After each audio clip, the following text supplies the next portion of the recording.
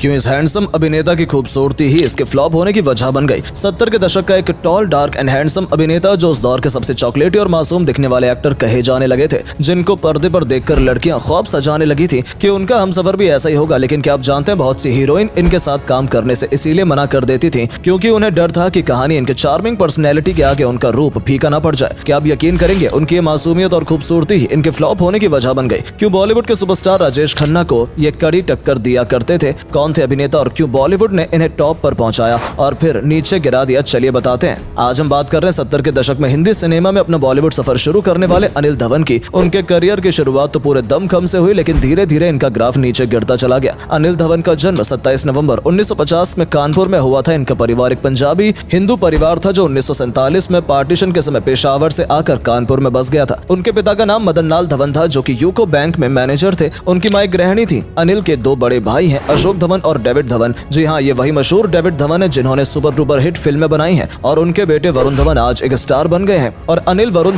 धवन के चाचा हैं, लेकिन उस समय उनके परिवार का फिल्मों से कोई लेना देना नहीं था। कानपुर से ही अनिल धवन की स्कूलिंग पूरी हुई और वहीं कॉलेज से उन्होंने ग्रेजुएशन पूरा किया। इस समय तक अनिल के मन में एक्टर बनने के ख्वाब सजने लगे थे, इसीलिए अपनी पढ़ाई पूरी करने के बाद इन्होंने अपनी एक्टर बनने की चाहत परिवार के सामने रखी। अनिल दिखने में बेहद ही स्मार्ट और अच्छी हाइट के इंसान थे, इसीलिए उन्हें लुक्स को लेकर कोई डाउट नहीं था, लेकिन एक्टिंग की बारीकियां उन्हें सीखनी थी। इसीलिए उन्होंने एक्टिंग क्लासेस ज्वाइन करने के बारे में सोचा और पुणे पहुंच गए, जहां फिल्म एंड टेलीविजन इंस्टीट्यूट में उन्होंने एडमिशन लिया और एक्टिंग की क्लासेस लेने लगे। FTII में जया भादुड़ी, शत्रुघ्न सिन्हा, डैनी उनके क्लासमेट थे और इन सबके साथ अनिल की खूब बनती थी। यहाँ से अपनी एक्टिंग क्लासेस पूरी करने के बाद वो अपनी किस्मत आजमाने के लिए मुंबई पहुंच गए और उनके संघर्ष के दिन शुरू हो गए। उन्होंने यहाँ वहाँ काम ढूंढना शुरू किया, लेकिन कहीं भी बात नहीं बन पा रही थी। उन्होंने मुंबई के कई प्रोडक्शन के चक्कर लगाए, लेकिन किसी ने भी उन्हें मौका नहीं दिया। यहाँ संघर्ष कर ही रहे थे कि दोस्त शत्रुघ्न सिन्हा की मदद से इन्हें एक फिल्म मिल गई। उस समय BR इशारा एक फिल्म बना रहे थे, चेतना, जिसके लिए उन्हें एक यंग और हैंडसम नए चेहरे की तलाश थी।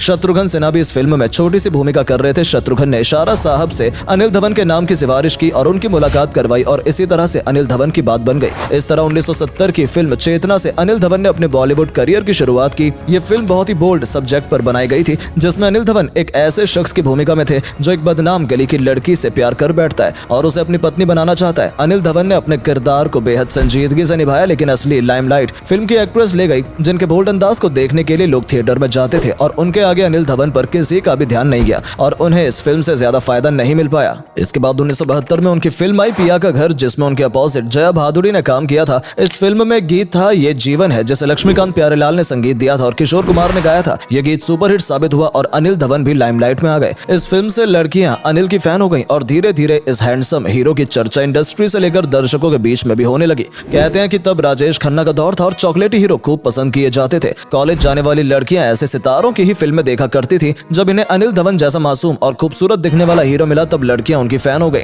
जब लड़कियां राजेश खन्ना को खून से लिखकर चिट्ठियां भेजा करती थी, उसी समय लाखों लड़कियां अनिल धवन को भी लेटर भेजा करती थी और खूबसूरती के मामले में अनिल धवन सीधे राजेश खन्ना को टक्कर दिया करते थे। अपने आप में एक बड़ी बात थी। अनिल धवन ने उस समय कई बड़ी फिल्में साइन की, जिसमें उनके साथ उस समय की बड़ी एक्ट्रेस काम कर रही थी, जिनमें जया भादुड़ी, मौसमी चटर्जी, रेखा, नीतू सिंह जैसी अभिनेत्रियां शामिल थी। लेकिन तब के अखबारों में कुछ ऐसी खबरें भी छापी जाती थी कि उस समय ज्यादातर एक्ट्रेस उनके साथ काम करने से इसीलिए घबराती थी कि कहीं उनकी खूबसूरती अनिल की चार्मिंग पर्सनैलिटी के आगे फीकी न पड़ जाए, क्योंकि अनिल बहुत ही हैंडसम और सुंदर नजर आते थे। 1971 से 1974 के बीच अनिल धवन एक मशहूर और लोकप्रिय हीरो बन चुके थे। ये वही दौर था जब अमिताभ बच्चन स्ट्रगल कर रहे थे। 1971 में इन दोनों ने एक साथ फिल्म में काम किया। ये फिल्म थी प्यार की कहानी। अगले कुछ साल अनिल के लिए कामयाबी के साल रहे और उनके हिस्से कई बड़ी फिल्में आई। हार जीत, दोरा, हवस, हनीमून, गुलाम बेगम बादशाह, सोने का पिंजरा, शिकार, समझौता, लोफर और नागिन जैसी फिल्में शामिल रहीं। लेकिन धीरे धीरे रोमांटिक हीरो का दौर खत्म होने लगा और देखते ही देखते एक्शन हीरोज ने अपनी जगह बनानी शुरू कर दी। ऐसे में जब राजेश खन्ना जैसे सुपरस्टार का करियर डूबने लगा, तो भला अनिल धवन को कौन बचा सकता था।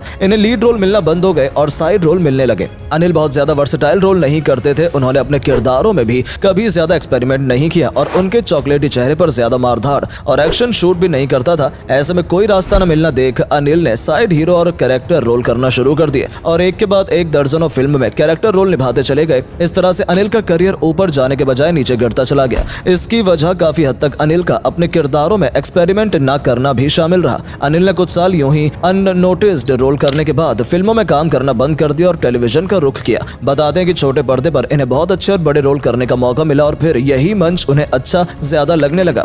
1990 में आशा पारेख डायरेक्टेड सीरियल कोरा कागज में अनिल धवन ने रिमार्केबल काम किया। इसके बाद तो जैसे उनके पास छोटे पर्दे पर सीरियल की लाइन ही लग गई। उन्होंने एक के बाद एक में लक्ष्मी तेरे आंगन की, तुम बिन जाऊं कहां, भाग्य लक्ष्मी जैसे अच्छे सीरियल्स में काम किया और घर घर तक अपनी पहचान बना दी। हालांकि 90s में भी उनके भाई डेविड धवन ने इन्हें कई फिल्मों में काम करने का मौका दिया, लेकिन तब समय आगे बढ़ चुका था, अनिल की उम्र भी बढ़ने लगी थी और डेविड धवन की बनाई कॉमेडी फिल्मों में अनिल ज्यादा कंफर्टेबल फील नहीं करते थे। उनकी पर्सनल लाइफ की बात करें तो एक से बढ़कर एक खूबसूरत हीरोइन के साथ काम करने के बावजूद कभी भी इनका नाम किसी को एक्ट्रेस के साथ नहीं जुड़ा और हीरोइन भी इनके साथ काम करने में काफी कंफर्टेबल महसूस करती थी। इनका नाम कभी भी किसी अफवाह में भी नहीं उछाला गया और उनकी छवि हमेशा ही साफ सुथरी रही। अनिल धवन जब पुणे में एक्टिंग का कोर्स कर रहे थे तब उनके साथ रश्मि नाम की एक लड़की भी पढ़ रही थी। दोनों में वही दोस्ती हो गई और अनिल का करियर आगे बढ़ाने के बाद दोनों ने शादी कर ली। आगे इस कपल के 2 बच्चे हुए, बेटा सिद्धार्थ और बेटी शिल्पा। अनिल धवन के बेटे सिद्धार्थ ने एक्टर के तौर पर फिल्मों में डेब्यू किया तो वहीं बेटी शिल्पा एक असिस्टेंट डायरेक्टर है।